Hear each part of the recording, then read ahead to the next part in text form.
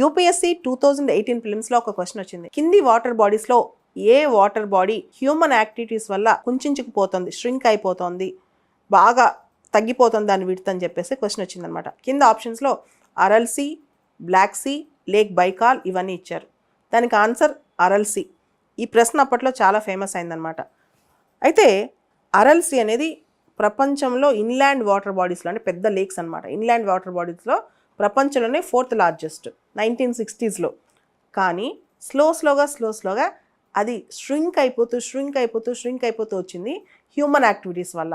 దీనికి కారణం Aral సీకి 2 reverse నుంచి వాటర్ వస్తాయి, పైనుంచి కింద నుంచి. ఒకటి నార్త్ నుంచి సిర్ దరియా అనే నది నుంచి, సౌత్ నుంచి అమూర్ దరియా అనే నది నుంచి.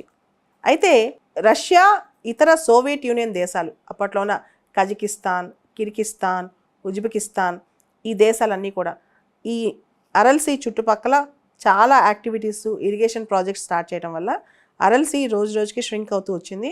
నాసా రీసెంట్గా రిలీజ్ చేసిన డేటా ప్రకారం అసలు అరల్ సీ అనేది సరిగ్గా కనిపించకుండా పోయింది మ్యాప్లో. మొత్తం Aral Sea area 68,000 square kilometres, 68,000 square kilometres మొత్తం అరల్ సీ ఏరియా. నార్త్ నుంచి సౌత్ చూసుకుంటే 270 మైల్స్ ఉంటుంది, వెస్ట్ నుంచి ఈస్ట్ చూసుకుంటే 180 మైల్స్ ఉంటుంది. ఇంత పెద్ద అరల్ సీ ఇప్పుడు కనిపించకుండా పోయింది. దీనికి ప్రధానమైన కారణాలు హ్యూమన్ యాక్టివిటీస్తో పాటు క్లైమేట్ చేంజ్, ఉష్ణతాపం, ఇవన్నీ కూడా కారణాలే అరల్ సీ ష్రింక్ అయిపోవడానికి. అంతేకాకుండా అరల్ సీలోకి వాటర్ వస్తున్న, అంటే పెద్ద రివర్స్ నుంచి అరల్ సీ ఫీడింగ్ జరుగుతుంది అనమాట, వాటర్ అంతా వస్తాయి. వాటిపైన ఆ రివర్స్ పైన పెద్ద ఇరిగేషన్ ప్రాజెక్ట్స్, ఇతర యాక్టివిటీస్ చేయడం వల్ల కూడా అరల్ సీ కుంచుకుపోయింది.